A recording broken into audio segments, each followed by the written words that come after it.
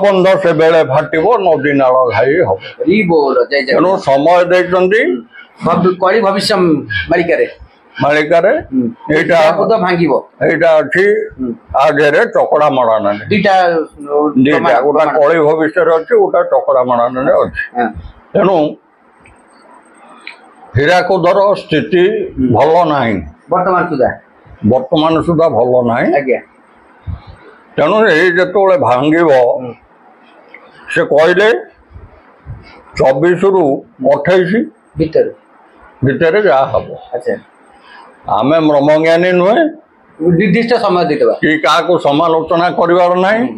जहाँ महापुरुष लिखिं सेटा को मु उपस्थापन कर जोटा कहले कि जो मीन शनि जो चली से समय घटना घटो जेहेतु 13 दिनिया पक्ष पर कहुई 13 दिन पक्ष सैला तो आगू मीन शनि से घटना भी घटो उल्कापात हम